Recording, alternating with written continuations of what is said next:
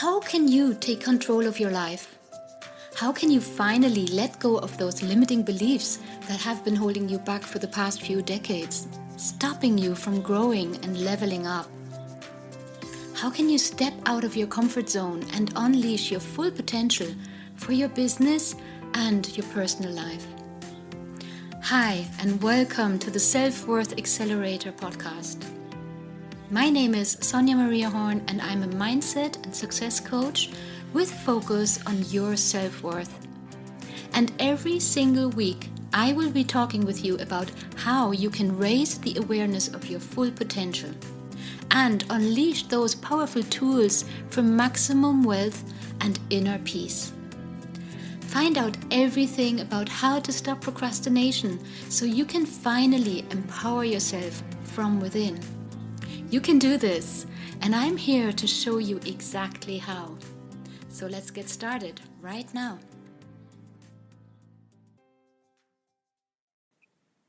So, hi and welcome everybody to today's podcast episode. I would love to introduce to you a very special connection I made in the past few months.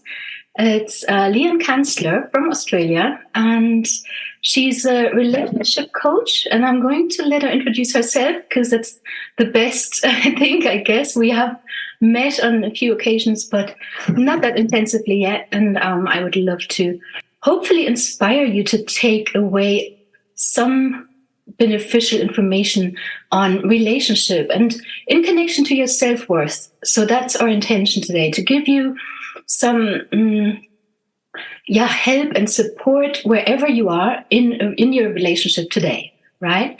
So Leanne, welcome so much. I'm delighted that we found time to have this conversation. Yes. So please introduce yourself to the listeners. Yes.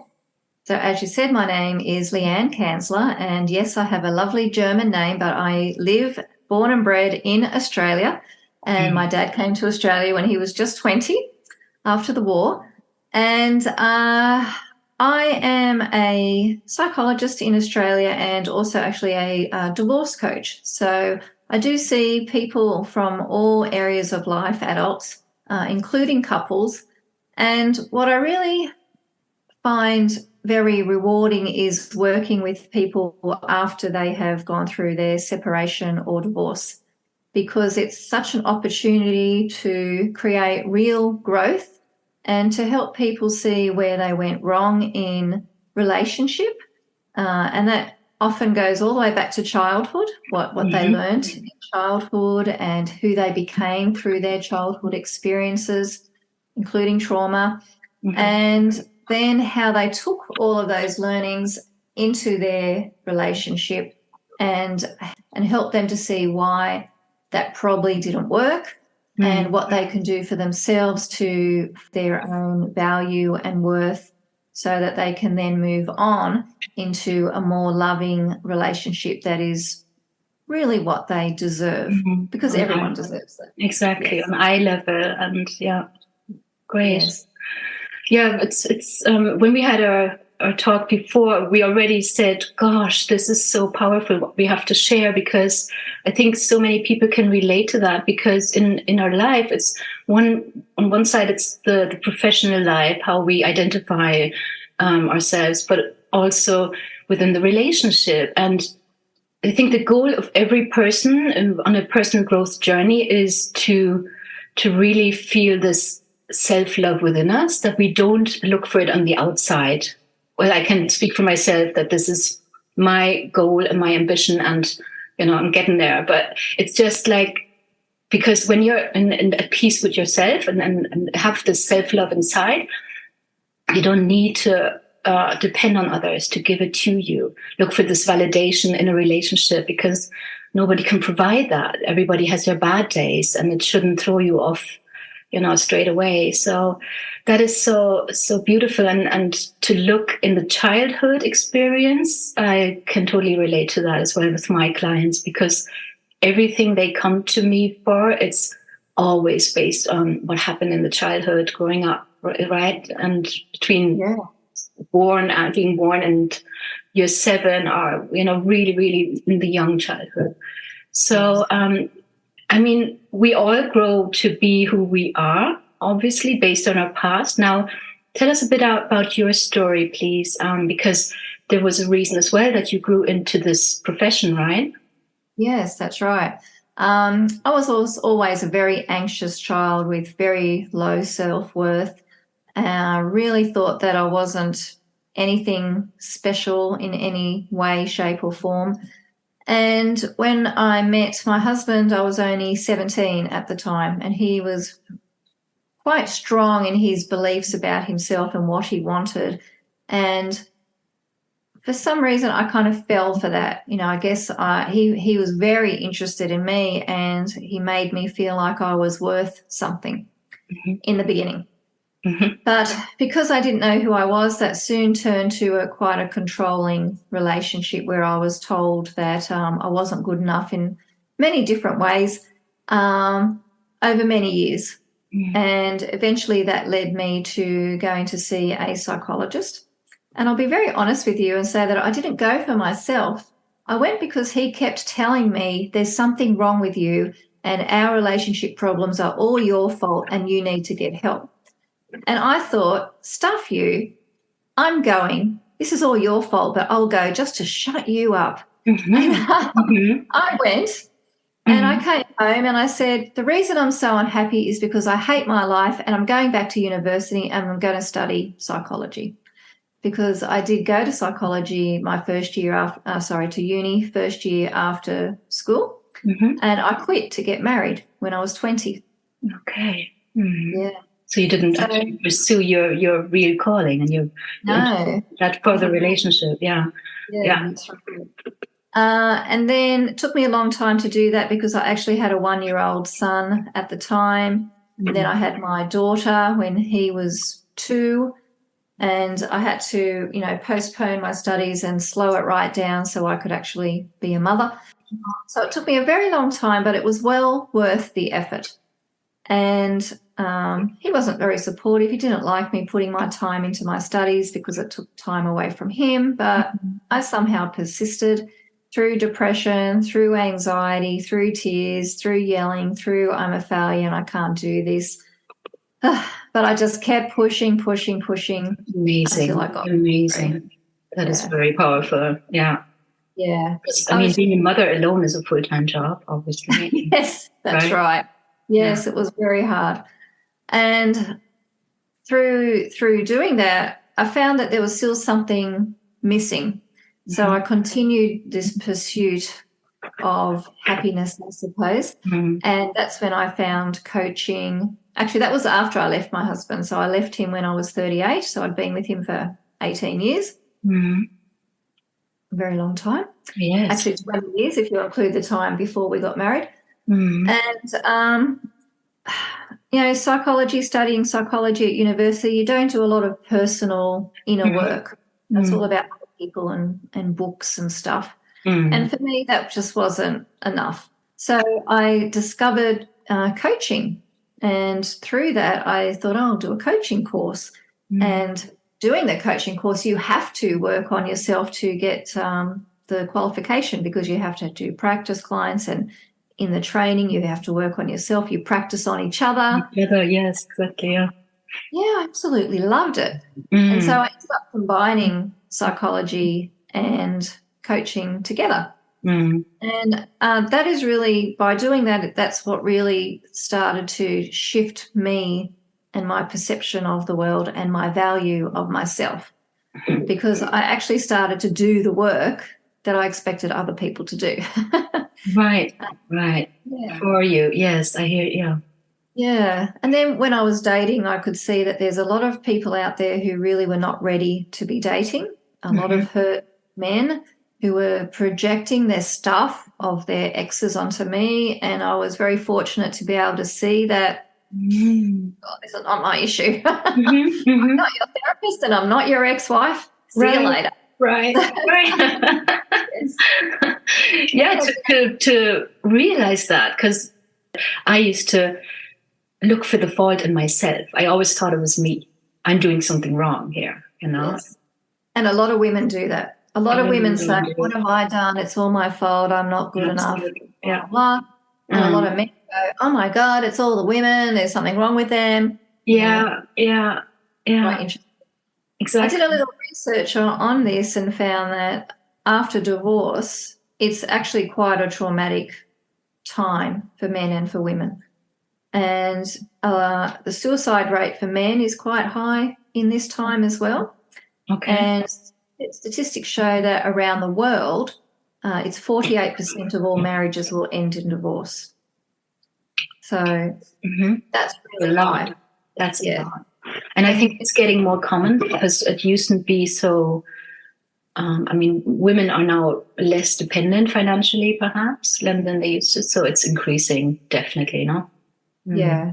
And there are such high expectations of what a relationship should be now. We can blame social media and all the romantic movies for that.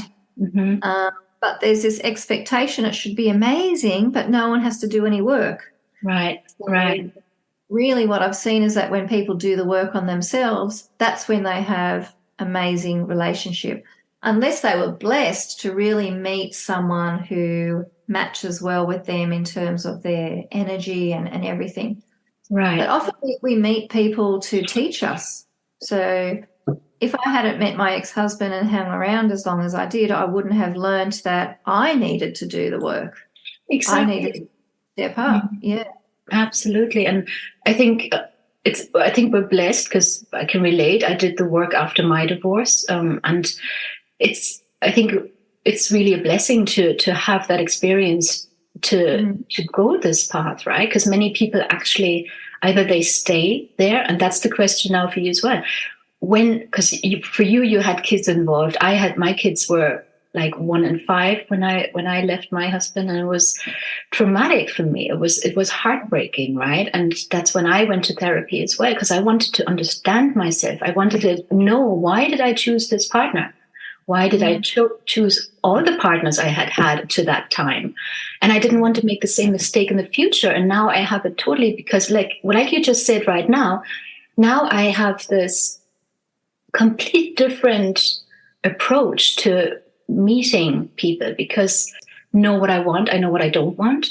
So I attract a different kind of person already, right? Because we vibrate differently. I mean, I'm a bit of a spiritually have a spiritual touch, and I love that, because we're a system. And like even in a relationship now, talking about saving a relationship, again, also when we do the work in ourselves, either we realize, hey, he's really not for me, we're really not compatible, or vibrate a different standing, have the self-worth, and then the person changes as well. He gets more at ease, or she gets more at ease. It can change the system, because we're all energy, vibrating on each other and bouncing on each other in a positive or a negative way, right? So agree. And it's really important what you said, that now you know what you want, because I think when we're young, we don't know what we want. We can't know, because we haven't experienced relationship and had the opportunity to know who we are yet. Exactly. So, and we watch our parents, or we watch, the relationship that we are being presented as normal. That's our norm, right? And often, it is a fact, I guess, but often we look for a father figure, or the way our father was, or what we're used to. We act the way our mother acted, and our men equally, they either they have a father figure or they don't. It all has such a huge impact in our perception of relationship, right? The thing is now for our listeners, from your experience, like, that was so hard for me. When did I decide to actually make this step? We lived in Thailand at the time. We were there 5 years. And for me, it meant packing my bags and coming back to Europe. And it was huge. It was such an impact on my kids' life, my ex-husband, all of us, it meant so much, but I did it. And it took me a long time, even though it doesn't sound long, but it felt, and I tried to talk to him. I reached out. I said, I'm not happy. I was crying every night. I didn't feel myself anymore. I was a different person. I was angry. I was, getting aggressive. I turned into a person I didn't want to be. Yeah. And that made me really, I had to leave in spite of the children, in spite of, destroying his life, his dream of living in Thailand happily ever after. And he's here now. It's all good. The kids have a beautiful relationship to him. And however, when do we, when is this pain level, like when do we actually decide to go, or how long do we endure this pain, right? And that is based on our self-worth, I believe.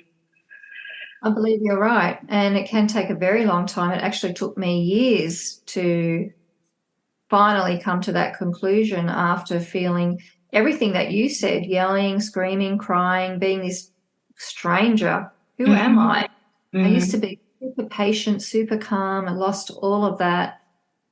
Just having suicidal thoughts and fantasizing about running away from home and what is going on? This is just incredibly insane.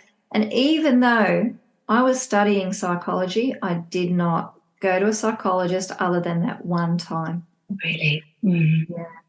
And I don't know why. To this day, I could never label myself as anxious at that time or depressed. And now that I'm out of the fog, that I can go, oh my God, I was really depressed. How did I get through that? And why didn't anyone say to me, Leanne, what is wrong with you? And I think because I was like a chameleon, I could just pretend everything was okay when I was amongst my family and friends, and all of that pain came out at home in front of my poor little kids who at the time were, well, when we told them, my son was 9 and my daughter was 7. So, Oh, thank you so much for sharing. That's really powerful, because I get tears in my eyes, because it's just so, you show yourself so vulnerable, because it's amazing. Because exactly, saying for me, it was, when I look back now, I didn't realize I was in a deep depression really afterwards. And I pretended to be fine and smiling outside. And that is so I can so relate to that. And because we are powerful, we show ourselves as always like strong, and but it's not like that, right? We have to be vulnerable in order to grow, right? Yes. Yeah. Yes. That is so Yeah. good. So I just want to encourage any of your listeners, if that's how they feel right now, if they're hiding their true pain, then there are lots of people out there who can help you, and you don't have to suffer alone. And there's absolutely no shame in talking. In fact, it can save your life. Absolutely. Especially for men who feel like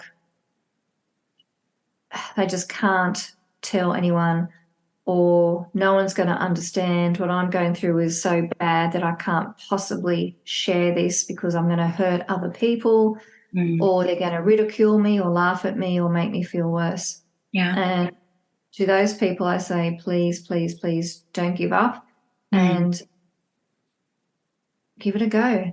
If it was your car that was faltering and splattering, you would just keep going to different mechanics or different doctors if you were sick until you found a solution. And getting mental health assistance is the same. You have to find the person that's right for you. Right. Exactly. And it's, once you do go, like your experience you went, or once you open yourself up to that and you reach out for help, it's the most liberating. Understanding why you are doing what you're doing, thinking what you're thinking, that is where the power lies, right? Sometimes you can't see it, this blind spot, and you need somebody to show you. You need somebody some professional to point at this or go there with you. Yes, giving you the space and the safety and the security as well, because our mind, our subconscious mind especially, tends to avoid that because obviously it hurts. So, we tend to stay in our comfort zone. We tend to stay in this safe zone where we don't have to think those thoughts or look at these painful things that happen in the past that make us the person we are today. So once you look at that, like you say now, once people reach out, once you see that, it's a new life. It's, if you, you just have a new life ahead of you. And absolutely. it sounds blunt, but we only have one. It's a fact. Yeah. And it goes faster. I find the older, I'm 52 now, the older I get, I find, what? It's Christmas? Are you joking me? We just celebrated New Year's Eve, Yes, I totally agree. Oh, it goes so Everything that far. you just said, there's been so many people that I've worked with and taken them back to their childhood through a process called timeline therapy that I use. Mm. The amount of people that have said to me, oh my God, I did not realize that incident created such an impact on me. It's crazy, isn't it? Yeah. Yeah. It's powerful, not crazy. It's powerful. Yeah. So powerful. Yeah. And then they feel this weight. Exactly. Yeah. There's nothing more beautiful to see that happening in our clients, right? Yeah. Yeah, absolutely.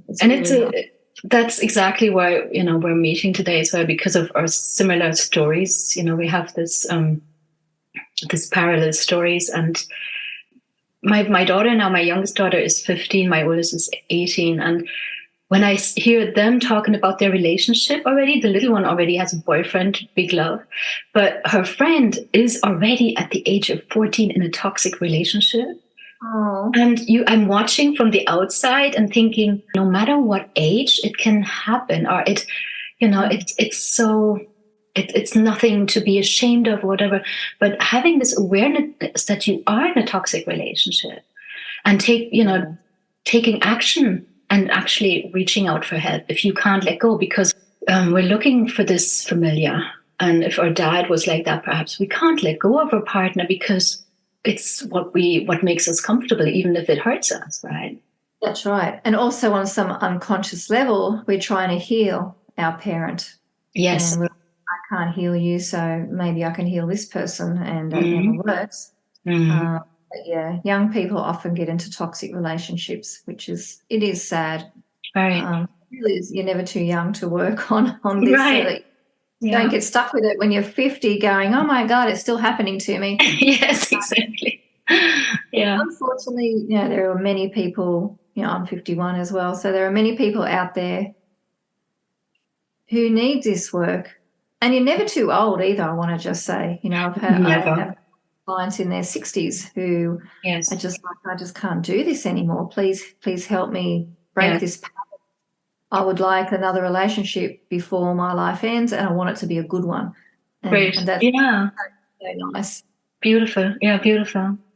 Yeah. Exactly. So I think, that's the message from us today for everyone out there. It's never too late. It's never too early. It's never too late. It's always right. But you have to define when is the right time for you to reach out, or to take action, or to leave, or to make a decision. I think I have a friend as well, and they're stuck. They don't know whether they should go or whether they should stay. And in this limbo, it's also toxic. It makes us sick.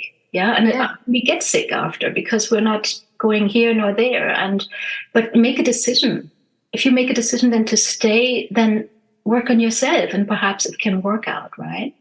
Absolutely. Or go. I like to say that we always have three choices. We can stay and do nothing. Mm-hmm. We can stay and do something, or we can leave. Exactly. Yeah. Brilliant. That's a beautiful final message for our talk today. Thank you, Leanne, so much for meeting. And I'm going to put your contact in the show notes, and then people can reach out to you if they need any help. Just want to chat. I'm sure you offer a consultation call to get to know each other. And yes, definitely do that via Zoom, and we can accommodate the time difference. Yes. Not a problem. Great. Yes. Thank you so much, Leanne. It's evening now for you. It's late, so I'm going to let you go. It's early here. I'm starting my day. Thank you so much. It's such a pleasure meeting you. Thank you for sharing your story and showing yourself so vulnerable as well. So we talk very soon. Yes. Thank you. Bye-bye. Thank you. Bye-bye.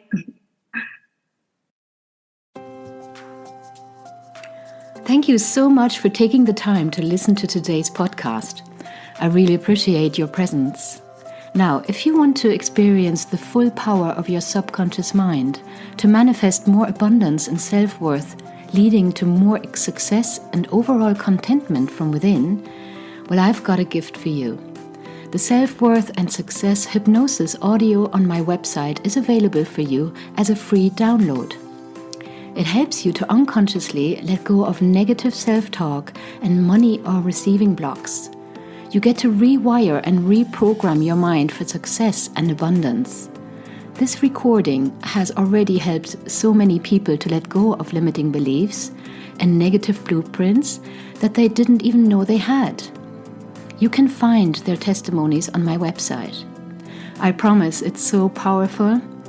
Also, I would love to invite you to join my value-packed Visionary Masterclass program. It teaches you all about the power of your thoughts and how to get out of your comfort zone and reach a higher self.